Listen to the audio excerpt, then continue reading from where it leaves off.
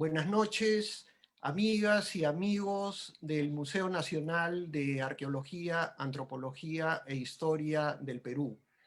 Continuando con nuestro ciclo de conferencias, hoy tenemos la presencia del doctor Marcos Cueto, especialista en Historia de la Salud en el Perú y América Latina, quien nos acompaña para ofrecernos una conferencia sobre las enfermedades y epidemias en el Perú del siglo XX. El doctor Cueto, como verán, tiene un recorrido bastante importante en el campo de la historia de la salud. Él recibió su doctorado en la Universidad de Columbia, en Nueva York, luego de seguir sus estudios de historia en la Universidad Católica de Lima. Hizo entrenamiento postdoctoral en el MIT de Cambridge, en Massachusetts. Ha sido director del Instituto de Estudios Peruanos, profesor principal de la Universidad Peruana Cayetano Heredia, así como jefe del Departamento de Ciencias Sociomédicas. Ha recorrido importantes universidades del mundo como profesor visitante. Ha estado en la Universidad de Harvard, ha estado en la Universidad de Shanghái en China, en University College de Londres, en el Instituto de Altos Estudios Internacionales de Ginebra, en la Universidad de Princeton, en Stanford, en la Universidad de Nueva York y en el Woodrow Wilson Center de Washington. Sus numerosas publicaciones incluyen un libro publicado sobre la historia de la Organización Mundial de la Salud, variados libros sobre medicina y salud pública en Latinoamérica, en México, en el Perú, así como un libro reciente publicado en el Instituto de Estudios Peruanos con Carlos Contreras, quien nos acompañó la semana pasada.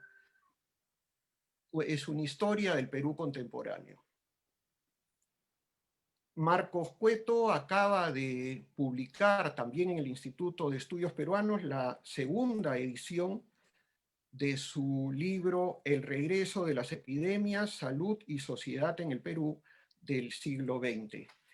Sobre el tema del COVID desde el punto de vista histórico, el doctor Cueto ya ha publicado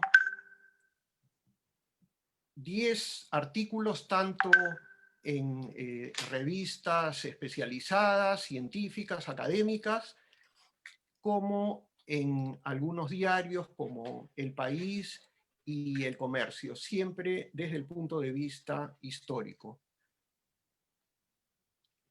Marcos está esta noche en Río de Janeiro, donde reside y es profesor de Historia de la Salud en la Casa Osvaldo Cruz, prestigioso centro de enseñanza e investigación. Marcos, buenas noches. No, Gracias sí. por venir y por acompañarnos. Gracias a ustedes. No sé si consiguen ver el PowerPoint. ¿Sí? Perfecto. Ya.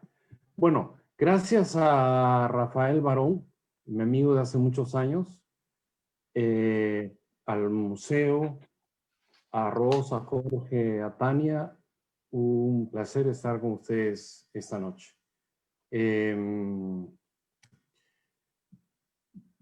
Yo responderé brevemente a dos de las tres primeras preguntas que se habían hecho, cuándo y el por qué, porque en realidad hasta ahora no sé cómo. El día que lo averigüe, quizás lo podré contar. Y cuándo, lo contaré también muy brevemente. Cuando yo estudiaba historia en la Católica, a fines de los años 70 y comienzo de los años 80, la gran mayoría de estudiantes y también de muchos gente que estudiaba ciencias sociales tenía una orientación de historia económica. Recuerdo varios de mis colegas y amigos hasta hoy, como Carlos Contreras, José Deustua, veían la historia desde ese punto de vista. Y yo quería hacer algo diferente. No tenía claro qué podía hacer. Mi tesis de bachiller en esa época, las tesis tenían que hacer una monografía más o menos elaborada, de 100 o más páginas. Fue sobre los movimientos estudiantiles en 1919 en el Perú, pero a partir de eso me interesé en el contexto en que venían y en un momento confieso que consideré dedicarme a historia de la educación. Pero en esas dudas un poco fue que fui a estudiar a Estados Unidos, encontré una profesora que se llama Nancy Stepan, que fue una de las primeras historiadoras norteamericanas que se dedicó a este tema de historia de la salud y de la medicina. Y sobre todo se concentró en el Brasil, aunque tiene algunos trabajos en que compara la situación de un movimiento que combinaba medicina y racismo que se llamó eugenesia y que fue más o menos fuerte en algunos médicos del Perú. Entonces trabajé con ella, era un campo nuevo y así fue mi tesis de doctorado, que tenía un nombre un poco elaborado, que era excelencia en la periferia, pero que trataba de un grupo de médicos que habían estudiado los efectos de altura sobre el ser humano. Ahora, yo regresé al Perú después de ese postdoctorado que ha mencionado Rafael, y quizás él no se acuerde, pero nos presentó nuestro común amigo Alfonso Quirós. Y fue Rafael quien me llevó al Instituto de Estudios Peruanos. O sea, yo recuerdo haber llegado al instituto en parte gracias a Rafael Barón y encontrar ahí ya un grupo de amigos que conocía como Carlos Contreras y Luis Miguel Glave. Y había un área de historia y, por supuesto, Rafael trabajaba más activamente con María Rostorovsky en un proyecto de etnohistoria y en su libro famoso de La fortuna de los Pizarro. Y al mismo tiempo, la Universidad Cayetano Heredia quería un historiador de la salud para un nuevo departamento de ciencias sociales y salud que habían formado. Y me contactaron, me contrataron y tuve el privilegio de tener esa doble afiliación, esos trabajos que me permitía combinar algún enfoque interdisciplinar tanto en las ciencias sociales como en la salud. Entonces eso es más o menos el cuándo quizás comienzo de los 90 que me comencé a dedicar a esto. Y ¿por qué? Lo voy a explicar en un momento, pero antes quería mencionar esas 4 frases que están en la lámina, porque son un poco como el esquema de lo que les voy a presentar. Primero, que hay diferentes motivaciones para estudiar epidemias. Las epidemias pueden ser vistas de diversos puntos de vista y no estoy diciendo que uno sea mejor que otro. Después voy a hablar un poco de lo que considero los patrones históricos de las epidemias en el Perú del siglo XX y hacer un resumen de las que he estudiado, no solamente en el libro que mencionó Rafael, sino en otro libro sobre el SIDA. En tercer lugar, sobre qué cosa creo yo que debería ser tomado en cuenta en el estudio histórico de las epidemias. Y al final, dejar algunas referencias bibliográficas, la mayoría de las cuales son gratuitas y se pueden encontrar en internet. Entonces, coloco estos títulos para mencionar que hay diferentes motivos para estudiar epidemias y todos ellos son válidos, ¿no? Quizás uno de los primeros es los historiadores que en los años 70, inclusive antes, se empiezan a preocupar del colapso demográfico, ¿no?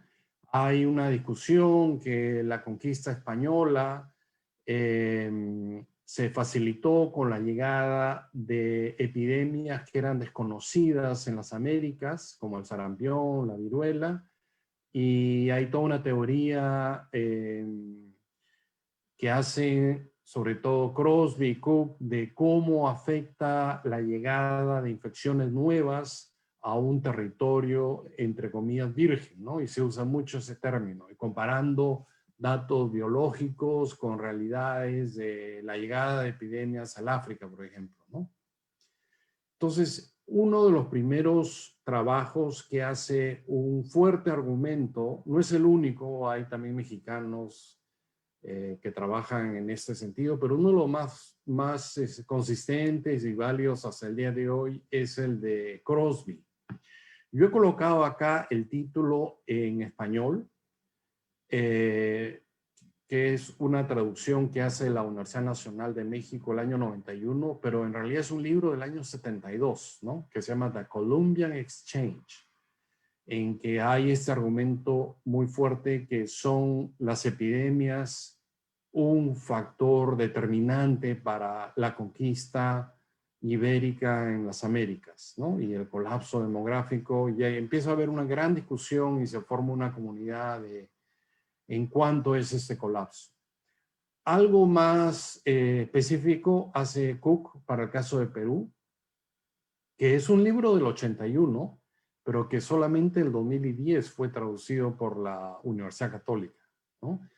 Y Cook tiene otras publicaciones, tiene otros libros como editor. Alrededor de Cook se crea toda una escuela de gente que incluso cuestiona que las epidemias sean el factor determinante, ¿no? Y que creen que, por ejemplo, como lo afirma con más claridad un historiador colonial, Florescano, que la violencia fue mucho más importante que las epidemias. Pero en resumen, me parece que estos dos le dan importancia a una mirada demográfica, ¿no? Y la historia demográfica tuvo cierta importancia, también la tuvo en el Perú, muchas veces supeditada a la historia económica y lamentablemente se abandonó. Quizás porque no había por mucho tiempo epidemias como la que ahora vivimos, que nos hagan recordar la importancia de la mortalidad así abrupta y que nos haga ver cómo esto ocurrió en el pasado. Menciono brevemente las siguientes. El libro de Warren, que es un libro excelente sobre el Perú colonial a fines del siglo XVIII, que lamentablemente no ha sido traducido hasta ahora y que tomando en cuenta las experiencias de los dos anteriores, de repente va a tener que pasar otros 10 años para que se traduzca, espero que no. Es un libro que le interesa las instituciones, ¿no? Y cómo las epidemias cambian entre el periodo de los Borbones y el periodo anterior de los Habsburgo en el siglo XVIII, cómo cambia la iglesia, los entierros, la medida de salud pública, cómo se encuadra, por ejemplo, en esos cambios Hipólito Unanue.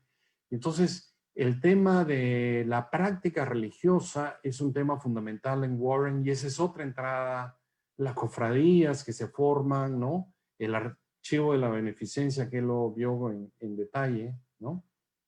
Luego hay trabajos más recientes, menciono brevemente el de Zárate, un profesor de la Departamento de Salud Pública de la Universidad de San Marcos, que ha hecho un trabajo de una de las epidemias más importantes del Perú republicano, que es la de mediados del siglo XIX, que es la que en parte legitima la autoridad política de Manuel Pardo, de que en ese momento es alcalde, y que crea un prestigio alrededor de él que le permite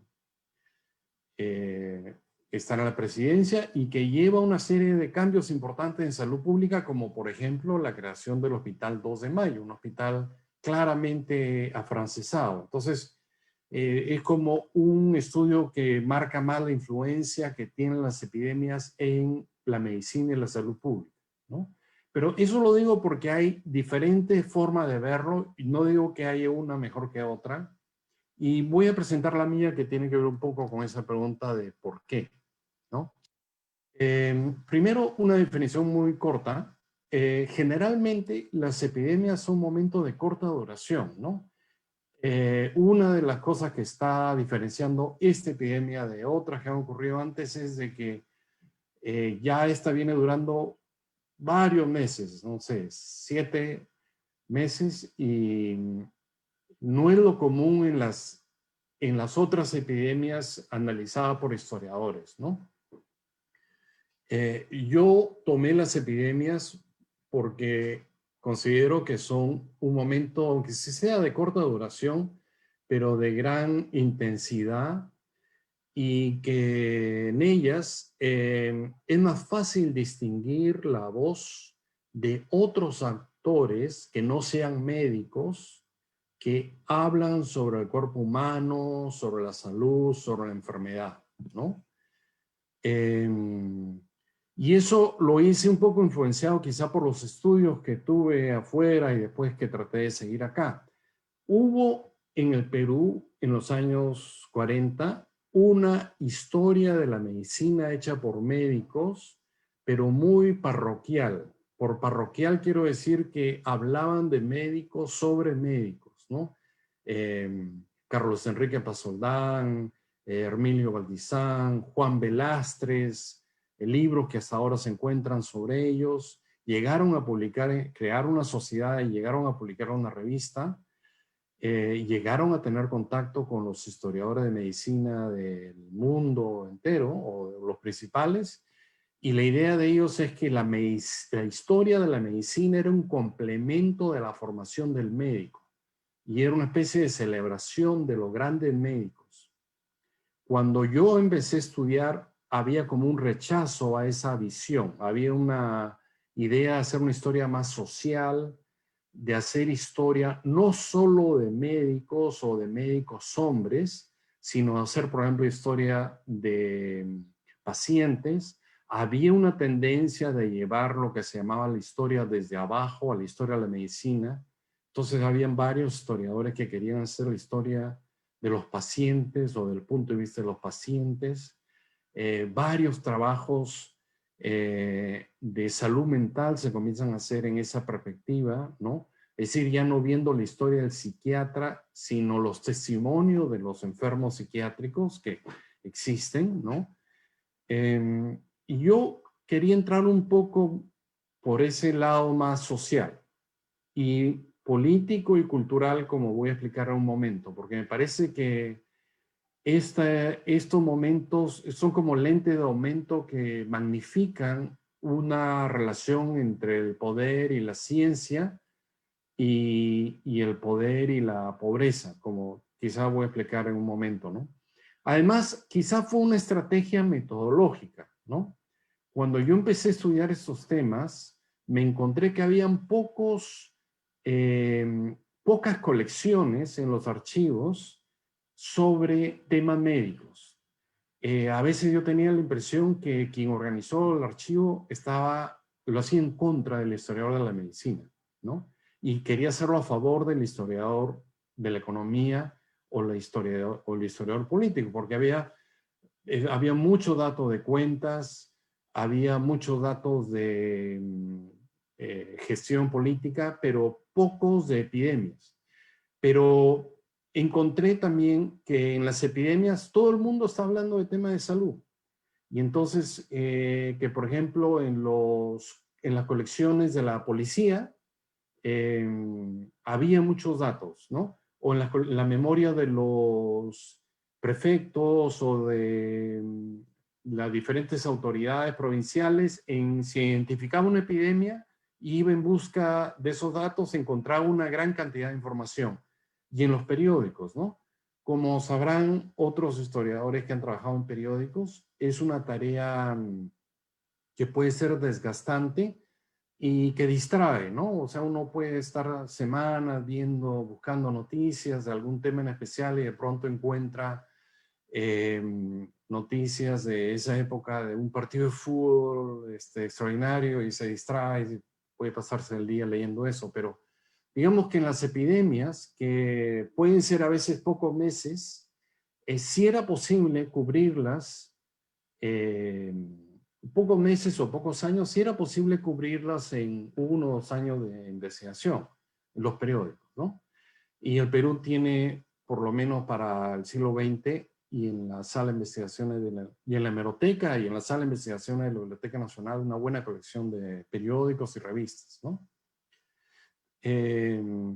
Algo más que encontré en las epidemias, y esto en verdad es una idea de un historiador norteamericano que se llama Charles Rosenberg, es de que siempre en un trabajo de historia uno trata de encontrar un hilo conductor y algo que comience y acabe, ¿no? Entonces, en una epidemia también hay más o menos un momento de inicio, así sea falso, pero siempre se dice, bueno, el caso cero, y hay más o menos un momento de cierre, ¿no? Y un legado de eso. Entonces, Rosenberg encuentra que en muchas epidemias hay este ciclo que yo a veces creo que se está repitiendo con la epidemia actual, que es en que la mayoría de las personas y las autoridades entran en un estado de negación o de distraer, de decir no es tan grave el asunto. Luego pasa como un reconocimiento de la gravedad del asunto y una negociación del significado y de la respuesta que deben haber. Algo que creo yo ahora no hemos acabado de hacer, bueno, en algunos países, ¿no? Quizá estoy pensando en Brasil, en Estados Unidos. Y al final, según él, muchas epidemias acaban en el olvido. Y que durante la epidemia se hablan de una serie de cambios, por ejemplo, de que ahora sí se le va a dar dinero al sistema de salud o resolver las inequidades sociales, pero todo acaba siendo una reforma simplemente de las condiciones anteriores, ¿no? Y que muchas epidemias parecen al comienzo atacar por igual a todas las clases sociales. Por ejemplo, pensemos en SIDA, cuando aparece en comienzo de los años 80 del siglo XX, parecía que atacaba a todos, ¿no? Especialmente gente homosexual o usuario de drogas endovenosas, pero progresivamente se va revelando que ataca con mayor intensidad a los más pobres, ¿no? Y creo que eso también ocurre con la epidemia actual. Entonces, mis motivaciones son en parte estas, y sigo con mis motivaciones en la siguiente. No, antes de mostrar mis motivaciones, quería mostrar esta foto. Solo voy a mostrar una imagen, a pesar que Rafael Barón me pidió mostrar varias, pero pensé que una, eh, bueno, podía ser interesante. Es una foto del año 56 del archivo de la Organización Mundial de la Salud, una campaña que hace la OMS y UNICEF. Y varios comentarios se pueden hacer a esta foto, ¿no? Le pido disculpas por ser como un elemento solo aislado, pero en los últimos años, quizás también algunos de ustedes, yo por lo menos me he convencido de que las imágenes y la leyenda de las imágenes que se guardan en archivos son una fuente de información, ¿no?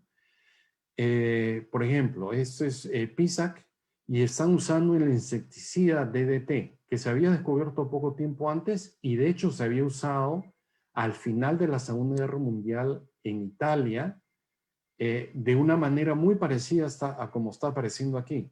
Es decir, echarlo sobre las personas.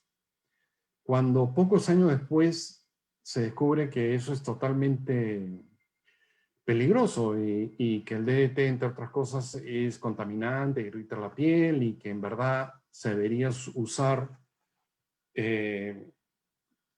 esparciendo el DDT en las paredes donde se supone se va a parar en un momento el mosquito que transmite las enfermedades y va a morir paralizado.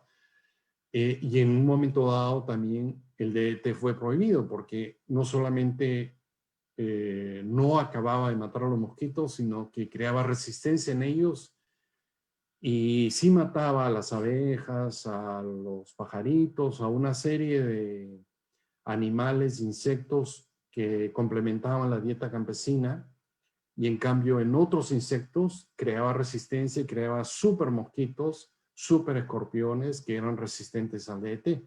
Entonces, esta foto es interesante por varios motivos, ¿no? Porque es como un encuentro intercultural, ¿no?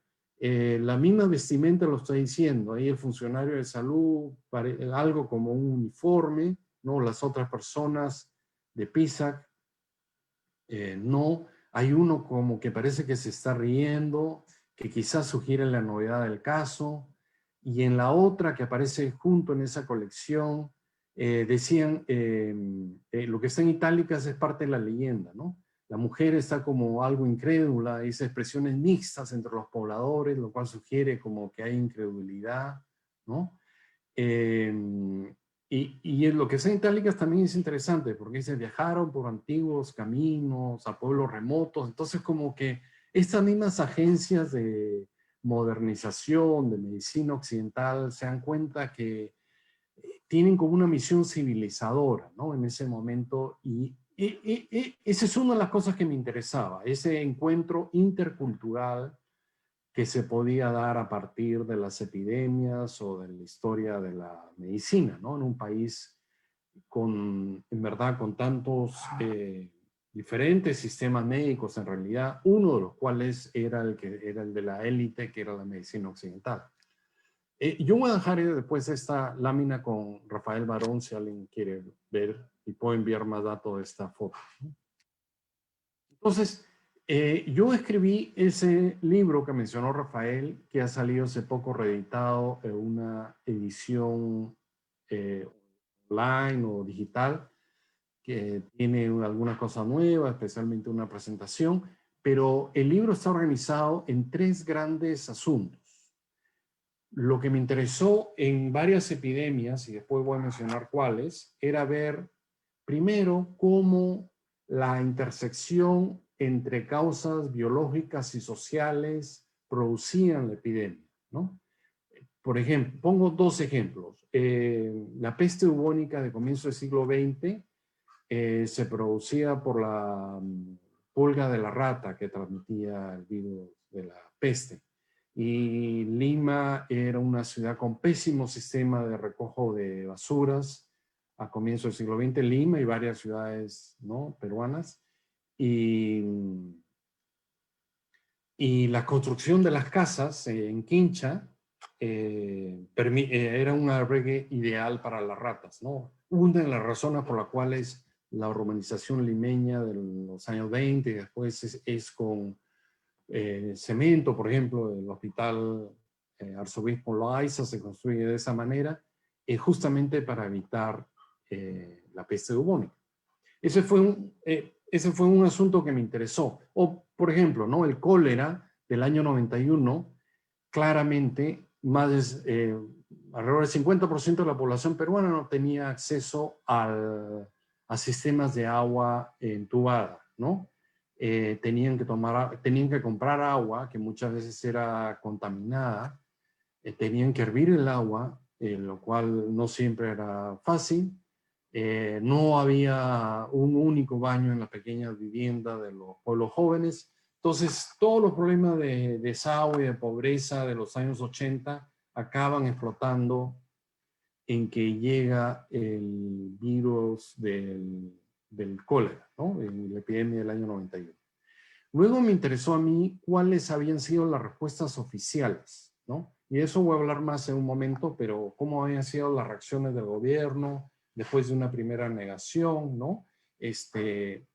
Una primera negación que pasa a veces por cosas pintorescas, ¿no? Por ejemplo, cuando empezó la epidemia del SIDA en el Perú, un ministro de salud salió a decir que no había nada que preocuparse porque en el Perú no había maricones. Y entonces que no íbamos a tener ese problema en el país, ¿no? Y poco tiempo después llegó el SIDA. Y luego también me interesó las respuestas populares, porque encontré que muchas veces las respuestas oficiales eran insuficientes y que también a nivel popular se creaba un imaginario sobre por qué se causaba la epidemia y también una resistencia, ¿no? Una forma propia de hacer frente a la adversidad que he llamado salud en la adversidad, ¿no? Entonces voy a hablar un poco más de, creo que de respuestas oficiales. Ya, las respuestas oficiales generalmente estaban centradas en un reduccionismo que veía sobre todo el aspecto biológico y no tanto el social, ¿no? O un reduccionismo también en las soluciones. Se pensaba, por ejemplo, de que en el cólera había que promover la higiene y según Fujimori, los pobres tenían la culpa de la enfermedad porque no les gustaba lavarse las manos, ¿no? Y él inclusive creó una categoría en algunos de sus discursos que eran los sucios. Para él los sucios eran los responsables de que se propagara la enfermedad, ¿no? Entonces había un reduccionismo que veía solamente la parte biológica y no veía la parte social o que postergaba los problemas sociales. Luego había un énfasis exagerado o una esperanza a veces exagerada en una tecnología, ¿no? En la peste bubónica hubo un suero, en el caso de malaria hubo el DDT, que como mencioné anteriormente no fue una solución y malaria tenemos extendida hasta el día de hoy. En el caso del cólera, fue una tecnología que salvó muchas vidas, que fue las sales de rehidratación oral, que fueron usadas creativamente en el Perú en contra de la literatura médica mundial para hidratar a los pacientes inmediatamente que llegaban a emergencia y salvaron muchas vidas, pero no se resolvió el problema de fondo, que es, por ejemplo, en el cólera, el problema de desagüe. O en el caso del SIDA, una esperanza a veces exagerada en los antirretrovirales, que hacen que la enfermedad pueda ser controlada si esta persona toma ese medicamento el resto de su vida. Pero no había una discusión de causas de fondo que pueden propagar la enfermedad, como la homofobia, que hace que gays pobres les sea más difícil revelar su identidad o acudir a un examen médico, ¿no? O como creo yo ahora, si me permiten, el énfasis a veces exagerado en la esperanza de una vacuna, que en mi opinión pareciera esconder la necesidad que tiene que haber de reforzar el sistema de salud y de reducir las iniquidades sociales que hacen que algunos grupos sean más impactados por el coronavirus, ¿no? Entonces, mucho de los supuestos de las oficiales era que, de las respuestas oficiales, era que las epidemias podían ser controladas sin mayores cambios en las condiciones de vida, ¿no? Y eso ocurre en varias epidemias, que se piensa, bueno, con el DDT vamos a acabar la malaria, pero no necesitamos, o sea, el DDT se empieza a usar a los años 40 o 50, había incluso la idea que con el DDT se puede erradicar la malaria, pero no se necesita hacer una reforma agraria, o no se necesita hacer grandes cambios en la vida rural, ¿no? Y eso viene de la medicina militar y de la Fundación Rockefeller. Y menciono brevemente, ¿no? La medicina militar y la Fundación Rockefeller tuvieron un papel muy activo en controlar epidemias en el Caribe a comienzos del siglo XX. Y la Rockefeller fue hasta 1951 como la Fundación Gates ahora, ¿no? Era la gran fundación internacional de salud que hacía programas en todo el mundo, inclusive el Perú. Perú fue uno de los países que más dinero recibió en investigación médica y en salud pública de la Rockefeller.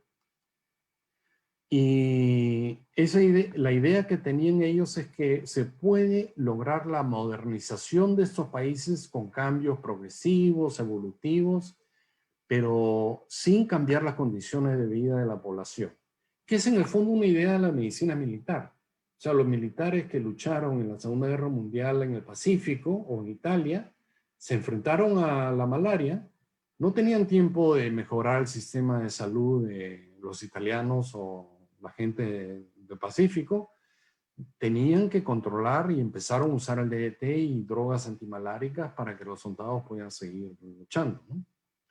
Ahora, eso espero que tenga tiempo de explicarlo después, que en todas las epidemias casi siempre surge un estigma. Como las respuestas son insuficientes, surge como un chivo expiatorio. Hay como una culpabilización muchas veces de las víctimas, ¿no? Los casos más claros son el de, por ejemplo, en el cólera, los sucios para Fujimori. En el SIDA eran los homosexuales, ¿no? Habían políticos republicanos en los años 80 que decían el SIDA es una venganza de la naturaleza o es un castigo divino por el estilo de vida que ellos llevan, ¿no? Y mucha gente creía eso. En el caso de la peste bubónica a comienzos del siglo XX, el estigma fue contra los chinos, que habían migrado a las ciudades hacía poco tiempo, a pocos años, y que era uno de los grupos más pobres. Hay varios artículos en el Comercio que hablan de la calle del barrio Capón como el peor peligro sanitario que tiene Lima y que hay que acabar con él, ¿no? Entonces, el estigma es interesante porque revela una diferencia con un grupo social o una minoría discriminada o refuerza esa discriminación, ¿no? Contra los asiáticos, contra homosexuales o contra los pobres, ¿no? Había la idea detrás de esto de que los pobres tienen la culpa de su pobreza, tienen la culpa de sus enfermedades, ¿no? Y crea también un sistema de salud que creo yo más que coherente ha sido marcado por la fragmentación y la discontinuidad. Discontinuidad, lo explico muy brevemente, que hay mucho un lenguaje y un tono militar en muchas de las campañas de salud, ¿no? Por ejemplo, lanzan la campaña a lo largo del siglo XX para erradicar la malaria, ¿no? Y dicen que lo van a hacer en 5 o 8 años. Cuando se están acercando al año octavo, la solución casi siempre, y la malaria no está erradicada, la solución casi siempre era buscar una nueva enfermedad, ¿no? Buscar un nuevo programa. Entonces, el nuevo programa fue la planificación familiar. Entonces empezó a pensar, bueno, el problema de los países en desarrollo no es tanto la malaria, sino de que los pobres son muchos, entonces hay que limitar la natalidad.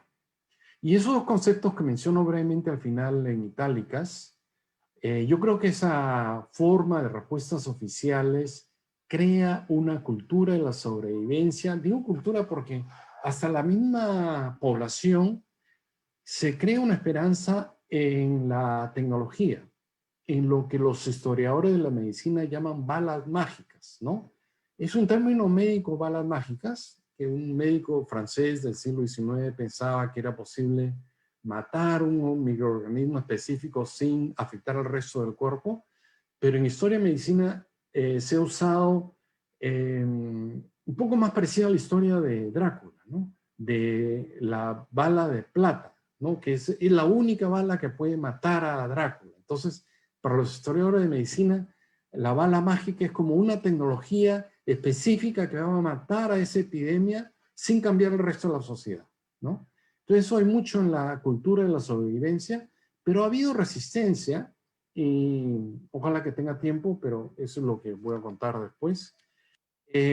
Brevemente, este es como un resumen de esas epidemias que yo estudié y que uso en parte para confesar las que no estudié.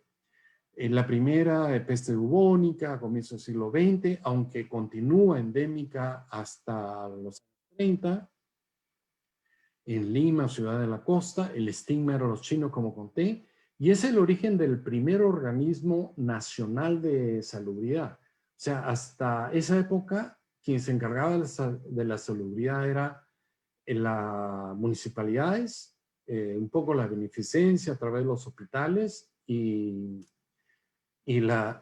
grupos religiosos, ¿no?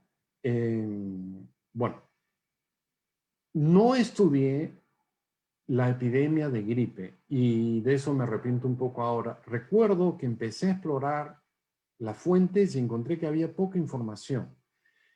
Creo que fue un error porque hubiera sido interesante, así hubiera habido poca información, ver cómo las noticias del exterior eran discutidas en Perú, pero en ese momento quizá pensé, no, en ese momento sé que pensé que si no iba a encontrar tanto impacto local, mejor era estudiar otras enfermedades.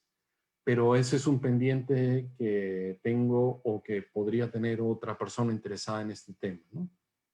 Luego la fiebre amarilla, que fue muy presente en el Perú en el siglo XIX, pero hay un brote importante en el año 19 en la que la Fundación Rockefeller manda una misión que está muy asociada al gobierno de Leguía, el gobierno autoritario en Leguía que viene después de la República Aristocrática, y que nombra a un americano jefe de la campaña de fiebre amarilla y de la salubridad pública peruana, ¿no?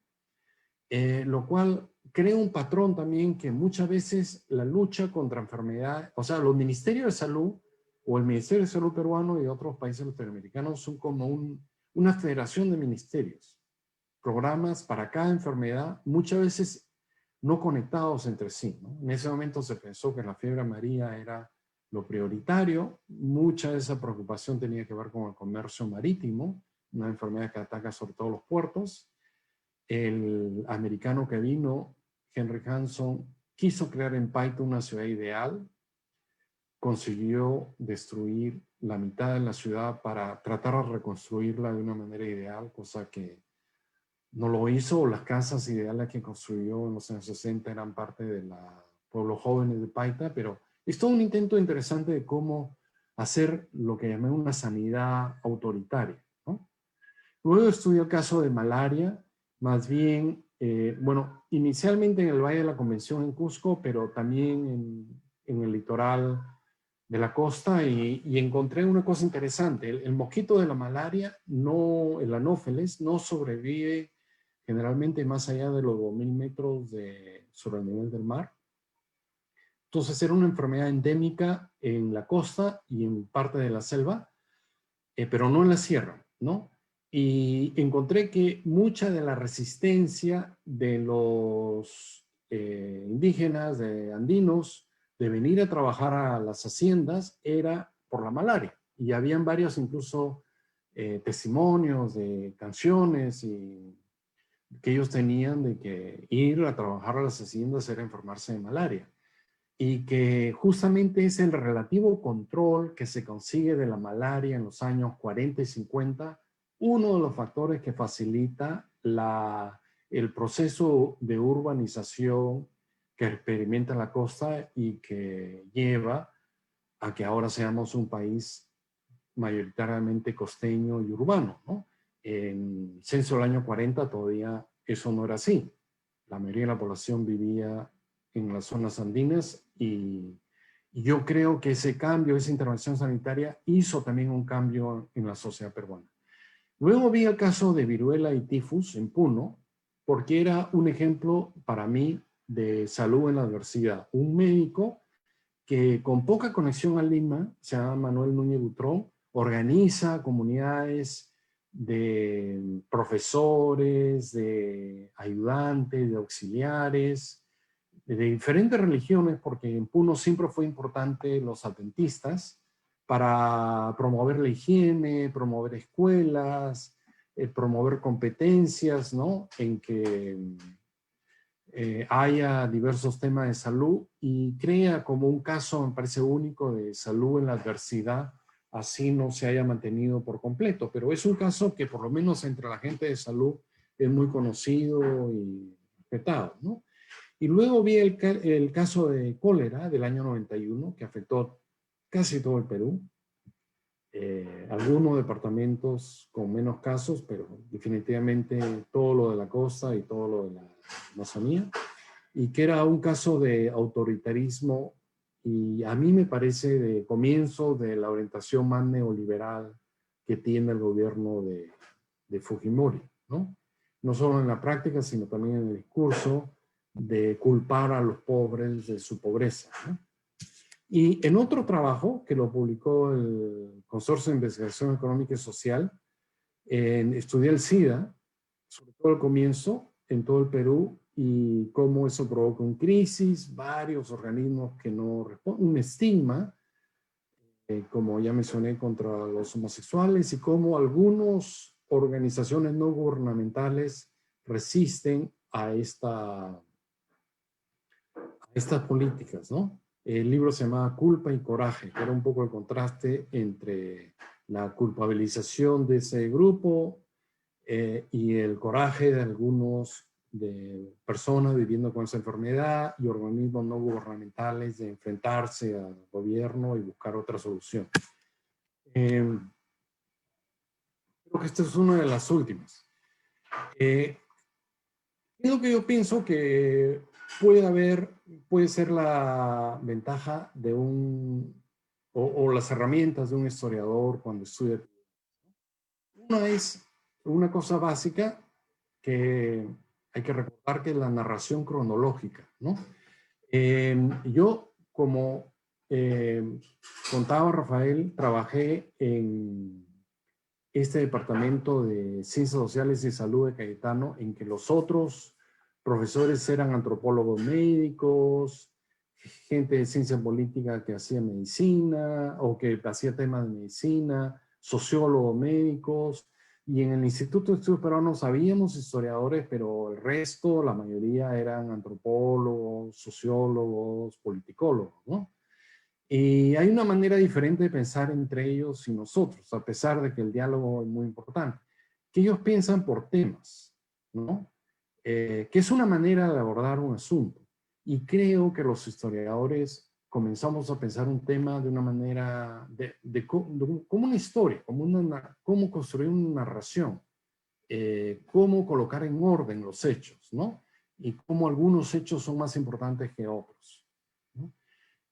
Segundo lugar, esta interacción entre dimensiones biológicas y sociales, creo que es una oportunidad única en las epidemias para ver este asunto. Los actores sociales, los contrastes entre discursos y prácticas, aunque eso puede ser una recomendación general para cualquier tema de la historia. A nivel de salud pública yo encontré, y eso quizás ahora lo están viendo de nuevo, que es artificial esa separación que hay entre medicina y salud pública, entre curación y prevención, o prevención y tratamiento, ¿no? En el momento de cólera, todos estaban dedicados a las dos cosas. Cuando llegó el SIDA, habían inmunólogos que aparecían en el programa de Ricardo Belmont explicando la medida de prevención. Ahora de nuevo médicos, epidemiólogos, cientistas están hablando de esto, ¿no? Y estos temas sociales recurrentes, ¿no? El estigma, la discriminación, ¿no? Por último, también algo que no se ha acabado de hacer y que puede ser un reflejo ahora de cuáles son las necesidades, las características de los recursos humanos en salud, un sector fundamental del Estado que emplea muchísimas personas, muchas veces no plenamente tomados en cuenta, y que realizan un trabajo fundamental y que solo tienen que venir estas epidemias para que el resto de la población lo reconozca, ¿no? Y por último, yo quería, disculpen si es muy personal, dejar estas como 4 publicaciones mías que están en español. La primera es este libro que habló Rafael, que fue publicado primero el año 97, El regreso a las epidemias. Fue reeditado después del año 2000, pero ha salido hace poco como un libro digital, ¿no? Con nueva presentación. Hay un artículo que sale en esta revista que yo edito en Brasil, que se llama Historia, Ciencia, Sabor de Maguinhos, que habla más de esta cultura de sobrevivencia. Yo estudié el caso de la malaria con profundidad en el caso de México y cómo se producía esto con el contexto de la Guerra Fría de los años 50, de las políticas anticomunistas del Departamento de Estado. Y finalmente este libro sobre el SIDA, que se llama Golpe y Coraje, que lo publicó el Consorcio de Investigación Económica y Social hace unos años. El último, los 2 del medio estoy seguro que son gratuitos. El último no estoy seguro. El primero sí creo que lo tiene por ahora el IEP.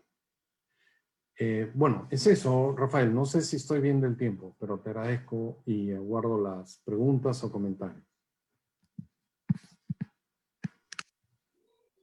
Sí, Marcos, por supuesto. Estás muy bien de tiempo y muchas gracias por tu interesantísima presentación que nos pone también la actual epidemia en una perspectiva histórica. Hay, según vemos, varias cosas en común, varios aspectos que tienen en común esta epidemia del COVID con algunas de las características que tú has mencionado anteriormente. El público ha venido haciendo algunas preguntas. Una aquí, por ejemplo, ¿cómo nos ha ayudado la historia a enfrentar la actual epidemia? ¿O por qué no nos ha ayudado?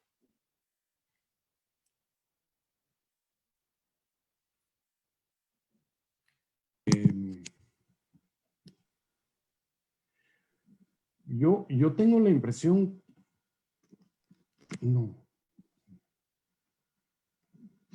yo tengo la impresión que no, o sea, no ha ayudado mucho a las políticas, pero sí ha ayudado mucho a la visibilidad de los historiadores de la salud. En los últimos meses, como nunca, a mí y a otros colegas nos han estado... Nos han estado llamando, pidiendo artículos, pidiendo notas. Por eso tú mencionaste esos 10 trabajos, eran generalmente cosas muy cortas, pero de diferentes partes del mundo. Me están pidiendo, que hay un problema con la luz, pero creo que se ve, ¿no? O sea, Sí. lamentablemente creo que no ha ayudado en las políticas para tomar algo así como lecciones del pasado, pero indirectamente ha ayudado para darle visibilidad a los historiadores de medicina que trabajan estos temas, ¿no? No sé si esa es una respuesta. ¿Existe evidencia de alguna epidemia que se generó cuando la población urbana sobrepasó a la rural en el siglo XX? Bueno, quizás sin duda la del cólera, ¿no? Porque creo que eso no era tan claro en las anteriores, pero sin duda en la del cólera, porque ya no tengo en la cabeza en ese momento el dato, pero ya creo que en ese momento el Perú es casi o mayoritariamente o ligeramente urbano y rural, ¿no? Y creo que las epidemias también, esa epidemia y otras, pueden ser interesantes para ver un patrón de crecimiento urbano que ha habido en la segunda mitad del 20, que es, para resumirlo en una palabra, urbanización sin sanidad, ¿no? O sea, crecen las ciudades sin los sistemas sanitarios adecuados de agua, desagüe, baja policía para albergar a la población que están recibiendo. El crecimiento poblacional en las ciudades siempre va mucho más rápido que el crecimiento de sus recursos sanitarios. Y solamente se revela ese contraste cuando llega una epidemia, ¿no? O como está llegando ahora también de alguna manera y que está revelando en muchas partes ese contraste entre un crecimiento urbano desordenado y caótico y que no ha tomado plenamente en cuenta el saneamiento ambiental, ¿no?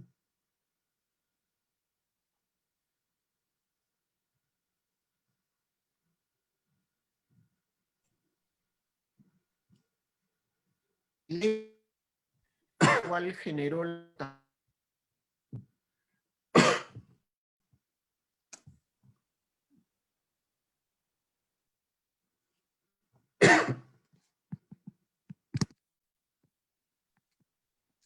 Disculpa, Rafael, creo que no escuché la última parte.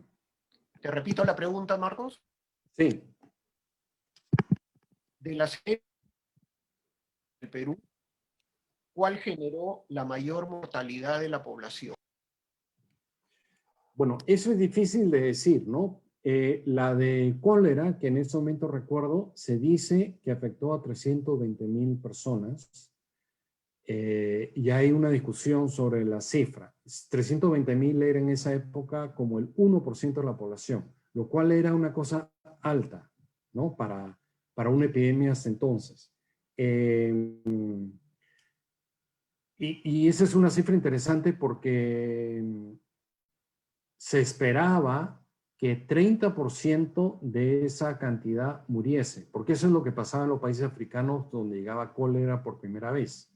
Sin embargo, en el Perú murió solamente 2% de esos 320,000. Y se dice que se llegó a esa cifra baja de letalidad porque aquí se usó la rehidratación oral muy rápidamente, ¿no? Según libros de texto de medicina, si una persona, digamos, con un estado grave de cólera, no solamente es que no tiene control de las heces, los esfínteres, sino que también vomita. Y según la literatura médica, en esos casos hay que tener cuidado con la rehidratación para que no haya un efecto secundario. Y los médicos peruanos tenían alguna experiencia en rehidratar niños, porque la diarrea era una ocurrencia común en las barriadas peruanas, e inmediatamente rehidrataron y comenzaron a usar un medicamento que era la tetraciclina para matar al vibrio, y con eso salvaron muchas vidas. Después, ha habido una discusión, y yo tengo esa discusión, si fue realmente un éxito de la medicina, porque salvaron muchas vidas, sin duda que eso es encomiable, pero en el largo plazo no se resolvieron totalmente los problemas de agua y desagüe, ¿no? Ahora, malaria, acumulado debe haber, no tengo la cifra, pero en términos de número de muertes debe haber sido una de las más importantes, ¿no? Sí recuerdo que siempre se hablaba que las dos grandes o las tres grandes enfermedades del Perú era, bueno, la malaria, lo que se llamaba enfermedad respiratoria, o sea, la tuberculosis, que es otro tema que yo no estudié y que ahora con respecto al COVID me arrepiento y quizás alguien lo quiera tomar porque las enfermedades respiratorias tienen una forma de contagio parecida al COVID y tienen causas sociales parecidas al COVID, que tienen que ver con la pobreza en condiciones de vida, nutrición, ¿no?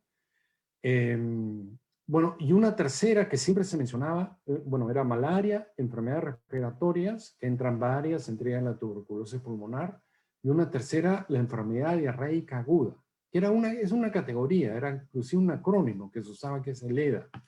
Inclusive en el Perú, en un momento dado ya no se contabilizaba el número de casos de cólera verificados por laboratorio, porque era tal la emergencia y los laboratorios estaban tan mal, era que cualquier enfermedad, cualquier persona que llegaba con enfermedad diarreica aguda a emergencia era considerado cólera, ¿no?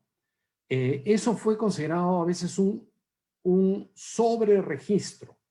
Hubo una discusión y en algunas ciudades como Trujillo sí hubo confirmación del laboratorio y se encontró que no era tanto el sobreregistro, que el 90% de los casos de EDA eran de cólera, y además de que había mucha gente con síntomas leves que no iba al hospital, ¿no?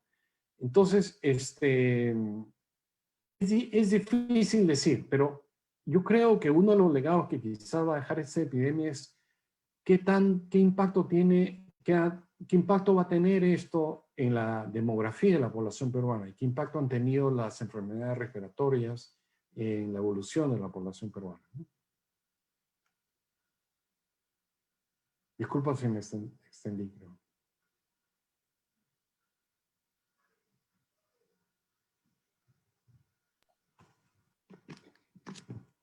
Tenemos una pregunta inquietante para el momento. Comparando con otras epidemias que has estudiado, especialmente en el siglo XX o quizá una epidemias.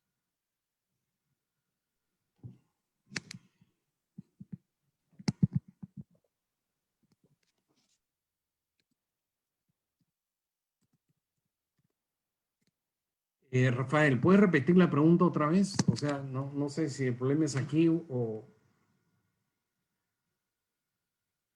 Rafael, ¿puedes repetir? Sí, comparado con otras epidemias que has estudiado, ¿qué tan letal es el actual coronavirus?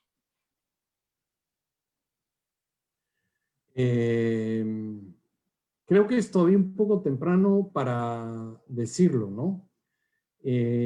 O quizás yo no tengo la respuesta, pero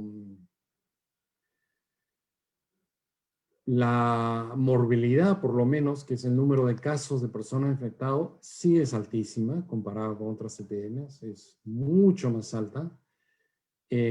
Ahora, si me permiten, yo creo que esta es como una tragedia anunciada, porque ya varios científicos estaban hablando hace varios años atrás del peligro de una enfermedad respiratoria en forma de una pandemia, ¿no? Y desde fines del siglo XX, comienzo del siglo XXI, hemos tenido varias enfermedades a las que casi todas hechas por virus y casi todas relacionadas a sistemas de salud precarios y a sistemas sociales también precarios, con mucha inequidad, que se les ha dado respuestas temporales en parte porque eran brotes como localizados, ¿no? El SIDA fue una prioridad mientras afectaba a los países industrializados, pero pocos tiempo después que se convirtió en una tragedia solo de los países, sobre todo en los países africanos, ya no fue tan urgente, ¿no? Ya no estaba en las prioridades mundiales. Hemos tenido brotes como ébola, que fue una tragedia en los países del centro de África, pero quizás en otra parte del mundo nos alegramos o nos consolamos de que no llegase. La epidemia de H1N1 que tuvo México hace unos años fue una cosa terrible y hubo un estigma contra los mexicanos, y en el origen de la epidemia no solamente está la pobreza, sino hay acusaciones de una empresa de carne de chancho, de que lo hacía en condiciones insalubres, y ese virus tiene que ver con mutaciones que hay en los animales. O sea, ha habido en todos estos años un descuido con la naturaleza y con la sociedad que creo nos ha llevado a esto. Ya de varios años atrás se hablaba del peligro de una enfermedad respiratoria que venga en la forma de un virus, ¿no? Y al mismo tiempo, yo creo que en las políticas sociales de los últimos años, que si me permiten decirlo, creo que han sido políticas en la mayoría de los países neoliberales, había una gran preocupación con la pobreza extrema y se hacían programas para la pobreza extrema, pero había una tolerancia a la desigualdad y a las inequidades sociales.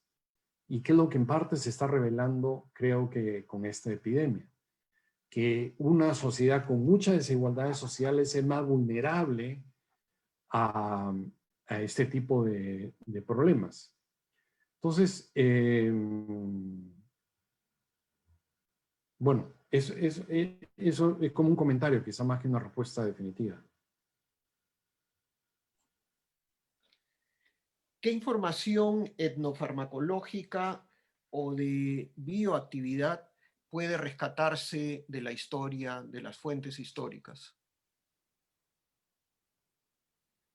Esa es una buena pregunta y no sé si tengo la capacidad de responderla. Yo encontré muchas de estas epidemias un conflicto con curanderos, por ejemplo, que traté de seguir, ¿no?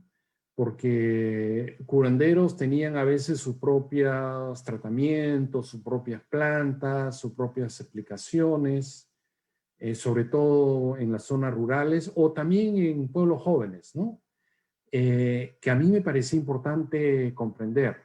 En algunos casos sí había alguna, digamos, alguna base de verdad, de, no sé, como quizás sabe todo el mundo de la colonia, y en el siglo XIX se explotó el árbol de la quina para luchar contra la malaria y se la llevaron los ingleses y los holandeses para hacer grandes plantaciones en el exterior y después nos las han vendido como pastillas, ¿no? Y los curanderos las han seguido usando ese y otros medicamentos contra las fiebres, ¿no? Pero yo confieso que mi objetivo no era encontrar el principio activo, por ejemplo, de las plantas medicinales. Encontré algunos historiadores, médicos, antropólogos que se dedicaban a la historia, que veían plantas medicinales, y si alguien tiene interés puedo enviar por referencia con respecto a ello, pero ese no ha sido un poco mi tema, ¿no? Aunque considero que es un tema importante.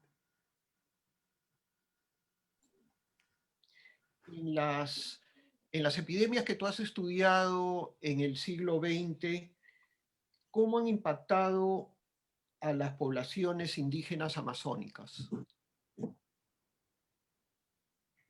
¿Cómo han impactado qué? A las poblaciones indígenas amazónicas. Ya. Ese es un tema que se podría estudiar mucho más, ¿no? Pero yo estudié nada más el caso de malaria y cólera, ¿no? Gran impacto, gran abandono de los servicios de salud. Recuerdo que una biblioteca, la biblioteca amazónica, si no me equivoco, de Iquitos, tenía una gran cantidad de material, y también, o sea, digo esto porque creo que cuando investigué ahí ya se había incendiado el archivo departamental, pero la biblioteca amazónica, y conseguí hacer muchas entrevistas o varias entrevistas a personal de salud, y conseguí mucha información y fue muy valiosa que mostraba. el gran abandono que había, ¿no? El archivo departamental del Cusco, el archivo municipal de la convención, tenía mucha información. En general, en los archivos departamentales e inclusive en las municipalidades, por ejemplo, la de Paita tiene una especie de biblioteca donde estaban sus documentos, espero que todavía estén desde el siglo XVIII. Había una gran cantidad de información. Encontré también, en otro estudio, traté de hacer como un esbozo de cómo llegó la salud pública a la Amazonía, ¿no? Yo sé que ahora está siendo muy criticado Pedro Pablo Kuczynski, y supongo que por razones justas, pero su padre, que fue un médico alemán que emigró al Perú por ser judío, y cosa que a veces su hijo no reconoce, creo, hizo una labor muy importante en la selva peruana, ¿no? Bueno, cuento brevemente eso de la historia de ser judío, porque lo voy a dejar con la duda, supongo. Él era un profesor de patología muy importante de la Universidad de Berlín, en los años 30. Se llamaba Kuczynski, Max Kuczynski. Era un judío de origen polaco. Y con ayuda de un historiador alemán, encontramos un documento en que las autoridades nazis, a comienzos ya del año 33, 34, que están al poder, dicen, hay que votar a este judío. Y como muchos salen, trata de ir a otros países, pero al final parte por contacto con el grupo de San Marcos, con el Instituto de Medicina Social acá en San Marcos, pero el Perú, que vergonzosamente tuvo también una política de cuota de judíos, al comienzo quiso limitarlo, y esa es la razón por la que él se afrancesó, porque su madre era francesa, y entonces colocó su apellido Kuczynski. Ese trazo, Godard, ¿no? Pero su nombre original no era Godard, y el de Max pasó a Maxim, y en Perú firmaba Maxim Kuczynski Godard. Y el Perú tuvo una política de cuota de judíos antes de la guerra, vergonzosa, y no le dio un puesto en San Marcos. Era un técnico del Instituto de Medicina Social. Y él nos hizo problemas y dijo, bueno, yo lo que quiero es hacer medicina rural, que es lo que siempre me ha gustado. Y se fue a Iquitos a trabajar en el leprosorio, donde nadie quería trabajar, donde los leprosos eran abandonados, ¿no? Es el mismo leprosorio que va años después el Che Guevara, ¿no? Y ahí empieza a hacer todo un movimiento de medicina social, después va a Puno, una zona rural, y hace unos planteamientos de cómo debería ser la medicina rural, ¿no? Por si acaso, yo publiqué un artículo sobre Maxim Kuczynski Godard en Alpanchis, sobre esa época, ¿no? Y cómo fue ese intento de hacer una medicina social en la Amazonía, en un momento en que no había nada. O sea, él era el médico titular en los años 40 y que, menciono esto sí importante, ¿no? Coincidió que por la Segunda Guerra Mundial, Estados Unidos había perdido acceso a la quinina y a este otro elemento con el que se hacen las llantas y que ahora se me está yendo la palabra en español. Caucho, el caucho. Al caucho. Porque habían plantaciones de caucho en la India o en otras zonas, pero que no podían llegar los americanos. Entonces reactivaron el programa, un programa para llegar a los orígenes de la quina y del caucho para las llantas de los jeeps americanos, y colocaron mucho dinero en una corporación de desarrollo de la Amazonía peruana en la época del primer gobierno de Prado. Y esa corporación tenía una supervisión sanitaria en la que estuvo este Kuczynski. Y se aprovechó esos años de la guerra para tratar de hacer algunas cosas dentro de un programa de modernización, un poco formalmente al servicio de los americanos, pero que algunos peruanos o peruanizados como él consiguieron hacer cosas en la Amazonía, ¿no? Después Kuczynski, el padre Kuczynski dejó todo eso y se fue y como un médico de prestigio con un título alemán hizo un consultorio en Lima que tuvo mucho dinero y ya la historia de la familia cambió, ¿no? Bien. Una pregunta se refiere a si la denominada gripe española tuvo algún impacto, alguna incidencia en el Perú en su época. Es una excelente pregunta y confieso que no estoy seguro. Creo que no. Yo comencé a investigar y encontré poco material y más bien encontré materiales de los médicos que decían que no había tenido impacto. Incluso recuerdo que un médico de Cayetano, que era aficionado a la historia, me confirmó eso y me dijo una frase que hasta ahora me acuerdo. Me dijo, en el Perú hasta los microbios se cojudean y que por eso el microbio de la gripe no había tenido impacto. Ahora, así no lo hubiera tenido, creo que hubiera sido importante estudiarla, o es importante estudiarla, porque fue muy importante en el resto del mundo y tiene que haber habido discusión sobre ella. Entonces, ese es un pendiente mío o de alguna persona interesada en estos temas, ¿no? Una pregunta que se acerca a la repetida teoría de los complots.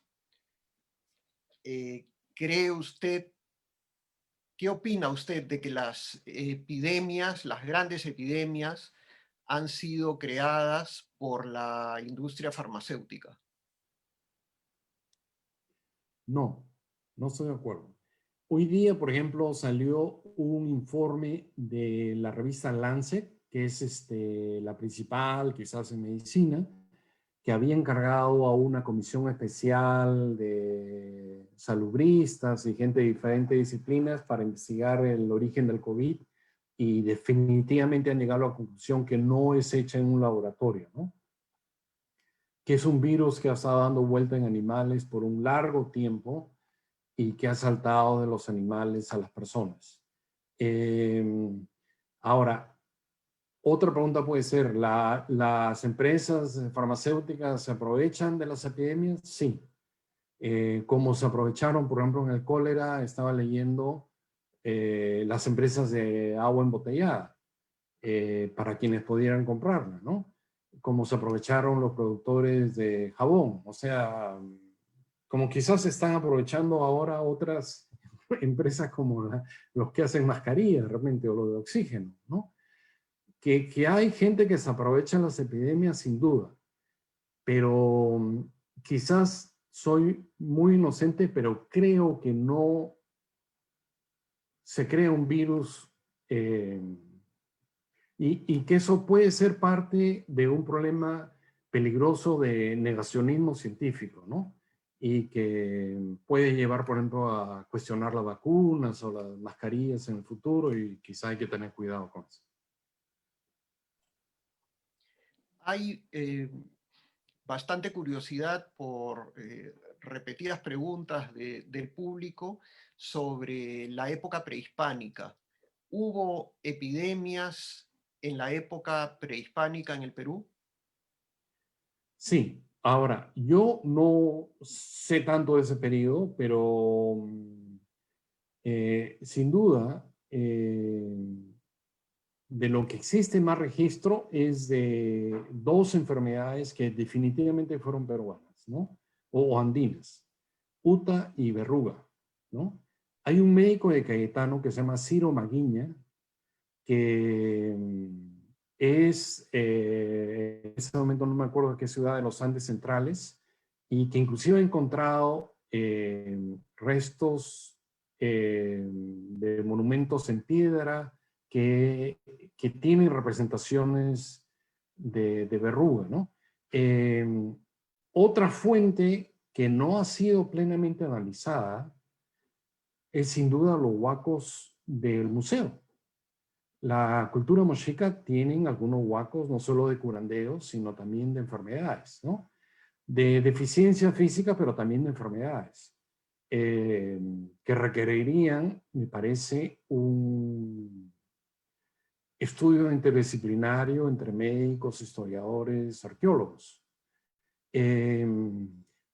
Hay otra área que no se ha desarrollado en el Perú, aunque algo ha hecho nuestro amigo, que si no me equivoco se llama Willy Cook, que es paleografía, ¿no? De revisar los restos óseos, sobre todo si son encontrados en cementerios, y las heces o los cropolitos para identificar microorganismos y epidemias, ¿no? Uriel García, que es un médico muy aficionado y que ha hecho cosas muy valiosas en historia de medicina, sí ha encontrado, ahora que recuerdo, que algunas de las enfermedades que se creía que habían llegado con los españoles ya existían, ¿no? Si no me equivoco, él tiene un pequeño artículo sobre tuberculosis pulmonar, que deja una huella en los huesos, ¿no? Entonces ha encontrado restos óseos prehispánicos en que hay señales de tuberculosis. Hay señales también, que es un viejo debate, pero que ya creo que está resuelto, de que es una cosa nativa de sífilis, ¿no? Entonces, mi impresión sin ser especialista es que no era un paraíso ideal libre de enfermedades, aunque también la construcción de un paraíso ideal, de un momento ideal, sin enfermedades en el pasado, en el futuro, es como una de las características de la historia, ¿no? Pero de lo que sé, en el pasado precolombino hubo epidemias, hubo incidencia de enfermedades, hubo esperanza de vida muy corta, ¿no? Y por supuesto violencia, ¿no? Bien, Marcos, tenemos que finalizar ya esta extraordinaria presentación. Realmente nos has iluminado sobre aspectos que sin duda la historia nos muestra que se repiten con esta epidemia, como seguramente se han repetido tantas otras veces en otras epidemias en distintas partes del mundo, también aquí en el Perú, y esperemos que los resultados de la epidemia no sean los mismos de pasividad y de no cambiar las cosas para mejor, especialmente las condiciones sociales y sanitarias de la mayoría de la población. Bueno, muchísimas gracias por volver al museo, esta vez virtual. Tú has pasado mucho tiempo en el antiguo Museo Nacional de Historia, que ahora está integrado en el Museo Nacional de Arqueología, Antropología e Historia del Perú. Gracias por acompañarnos en las conferencias Cómo, Cuándo y Por qué. Gracias al Archivo General de la Nación por prestarnos apoyo técnico.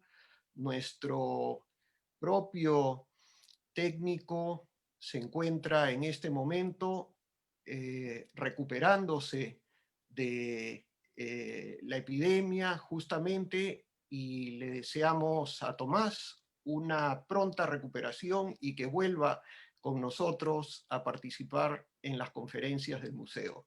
Muchas gracias a todo el público asistente, muchas gracias Marcos, y buenas noches a todos ustedes. Muchas gracias a ustedes.